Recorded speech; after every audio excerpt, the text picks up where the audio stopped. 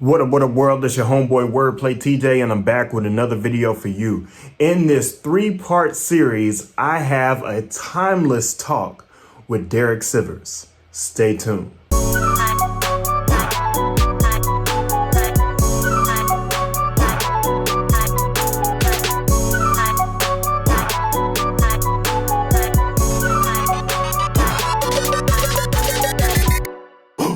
Okay, so I had the honor to sit down with Derek Sivers and talk to him in length about a number of topics around music and life and culture in general. And we had a great conversation. If you don't know who Derek Sivers is, he is an entrepreneur, a writer, a producer.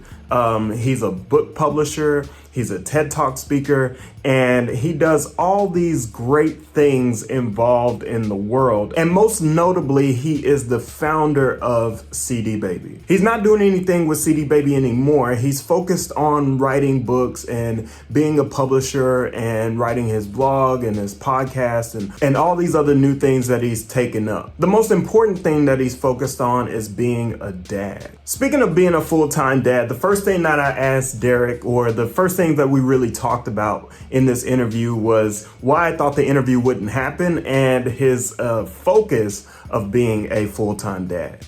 Take a look. So how's it going, Derek? Good, TJ. Thanks for the call.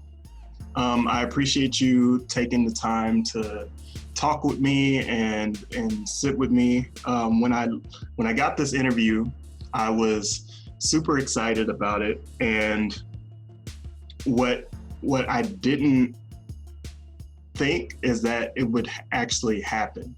So Really?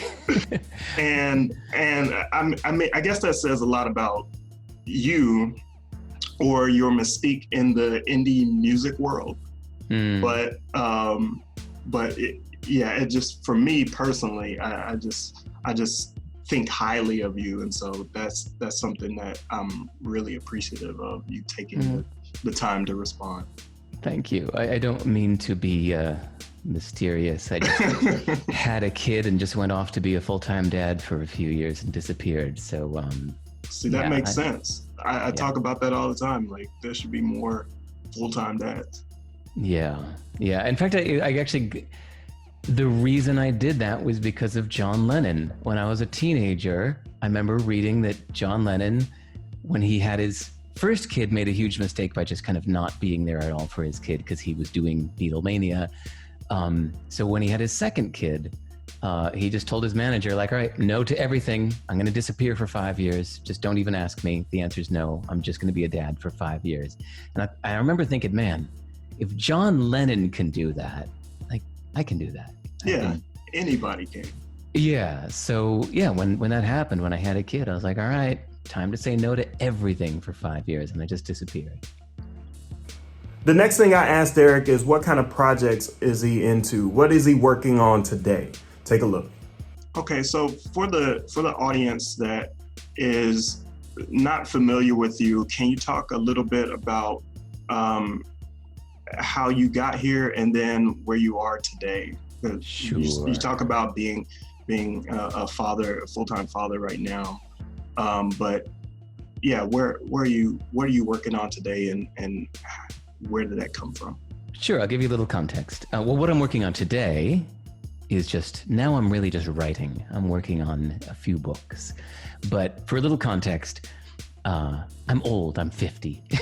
So I was born in the 60s, and in the mid 80s, I decided I wanted to be a full-time musician, and I was dead set, monomaniacal, focused on that one thing. All I wanted was to be a famous musician. And so let's see. Yeah, I got really into it. I went to Berklee College of Music up in Boston as my college from 87 through 90. Graduated in 1990, moved to New York City and just threw myself into the heart of the music industry. Had a day job inside Warner Chappell Music Publishing for 2 years, which was amazing to see the music industry from the inside of things. You know, it's like so often as musicians, were given advice about like how to get contacts inside the industry and all that. So it was amazing to be inside the machine and see how it works from the inside. I felt like a spy. So that's what my next book is about. I have a book called Your Music and People. It's about what I learned from the inside of the music industry. Nice. And then after 2 years of that, though, I was still being a full-time musician on the side, or I should say part-time musician. Like every night, every weekend, I was doing gigs. And after 2 years, I had saved up enough money that I could quit my day job. So I quit my last job in 1992 and was a full-time musician ever since. So made my living in New York City as a musician just by doing the hustle. Like the only way you can really make a full-time living as a musician is by saying yes to everything. You know, somebody asks, hey, we're looking for a bassist for this metal album. I'm like, yep, that's me. I play bass for metal albums. That's what I do. Right. Somebody says, we need a kind of a jazz acoustic guitar solo. I'm like, yeah, that's me. A friend asks you, can you score their indie film? Yep. Right. Yeah, exactly. Whatever it is, you say yes. Well, at first you say, what does it pay? And you say yes if it pays enough. So I did that for a number of years until I put out an album of my own music in 1997, and it sold pretty well. I sold like 1,500 copies, and then I wanted to get it selling online. But at the time, there was no way to sell music online.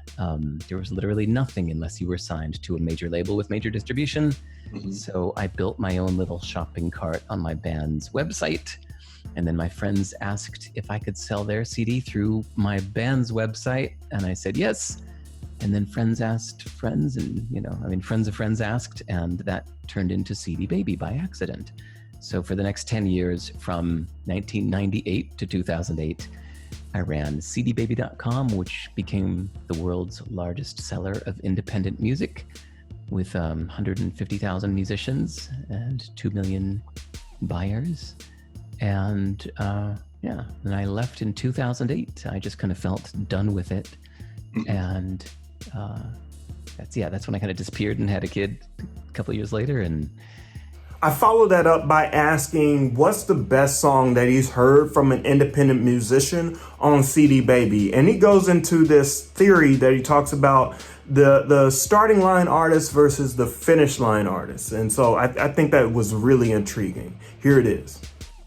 Speaking of CD Baby in general, what's the best song that you've heard created by an indie artist on that channel?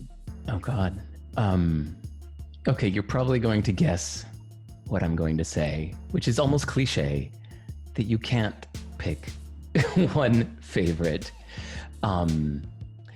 But yeah, I think about a favorite in a bunch of different genres. I used to put together these little compilations of my hand-picked favorite albums. I'd make like CD Baby compilations, and I'd spend a bunch of stupid money to print up like 10,000 of these, or 50,000 or something, and then we'd stick them automatically into every single order. Like no matter what you ordered, you'd get the thing you ordered, and you'd also get this compilation. I was so proud of that, but of course it never worked itself, and I had to stop. But anyway, I think I think what I learned from this is the quality of the song. The most amazing song doesn't mean a damn thing if you take the wrong approach to your career. Like music can't speak for itself. And I think I realized this most concretely when somebody asked me once, what does the average artist on CD Baby sell? Because I used to post the numbers publicly on our About page. It used to say, we've got 169,000 artists. I've paid out $85 million to musicians or something like that. So somebody would do the math and they divide the total payout by the total musicians and say, it looks to me like the average artist makes $120 or something like that, whatever it was, right? And I thought about it for a bit and I went, well, technically that's right, but no, it's actually completely wrong. And here's why. It's because there are two different kinds of artists, right? I think of it as the starting line versus the finish line. Meaning, when you get together a bunch of your own music and you put it out, whether as an album or some kind of collection or anything, when you release your music, for a lot of musicians, that's the starting line. Like, as soon as they release their music, it's like the starting gun has gone off in a race. And then it begins, and they do everything they can every day to promote the hell out of it. Mm-hmm. After it's released, they tell everybody, they do everything, they contact every outlet. That's when it all begins for them, is when the music is released. And I'd say for those artists, I'd say the average amount they would make through CD Baby would be like $1,000. And some made, 100,000, but I mean like the average, right? Yeah. But then there was another kind of artist for whom it felt like when they released their music, that's like the finish line.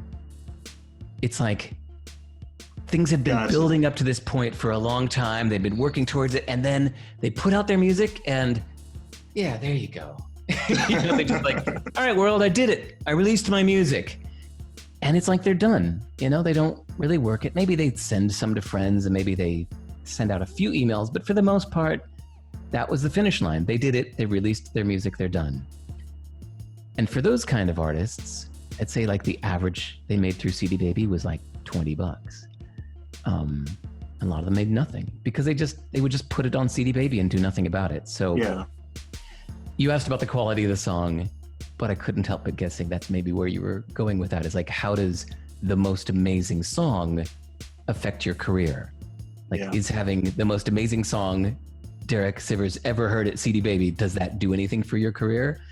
And no, the answer is no. It was weird how disconnected the quality of the song was from the outcome of their career. You know what I mean? I think people early on in their career should figure out whether or not they're just in it for the art, or they're in it to bring some of the business into it too.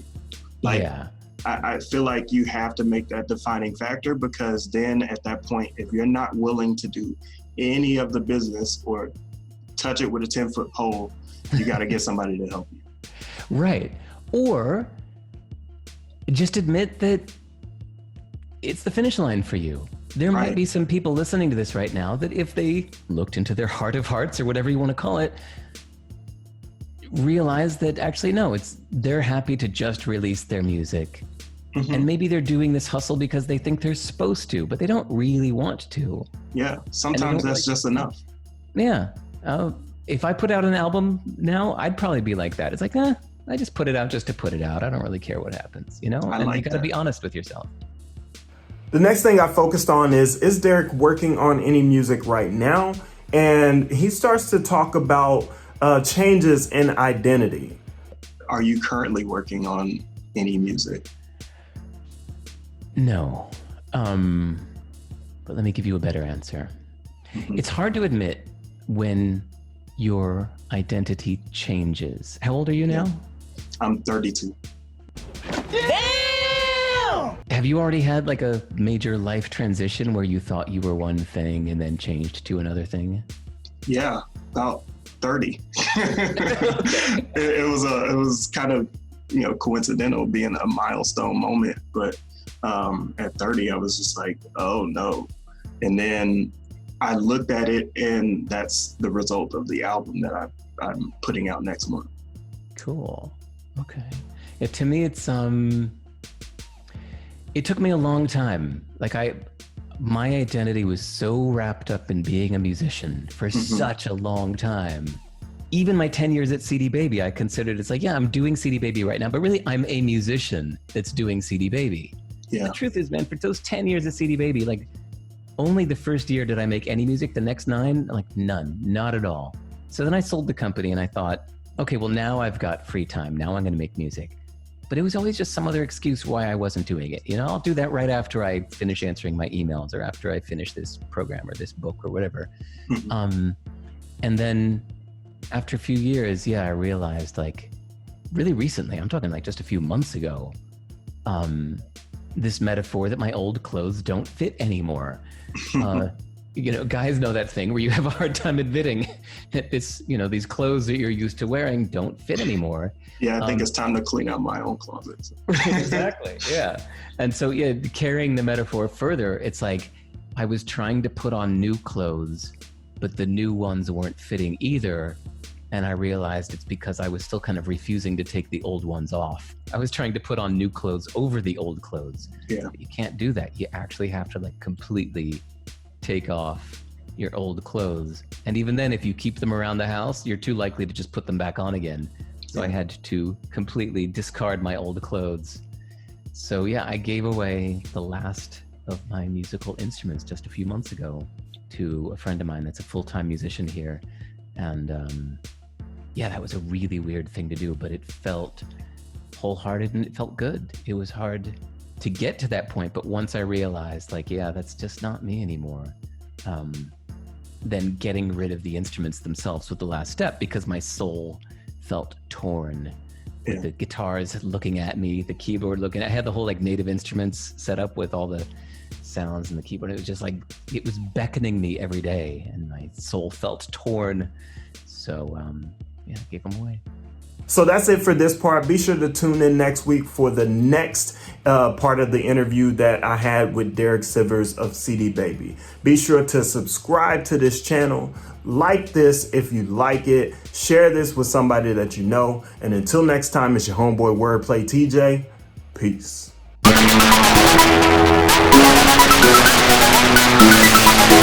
All right, so the video is over now, and if you liked it, give it a thumbs up. Let me know how you feel about it, and then watch more videos about the same subject up here, and then another video that YouTube recommends down here. Peace.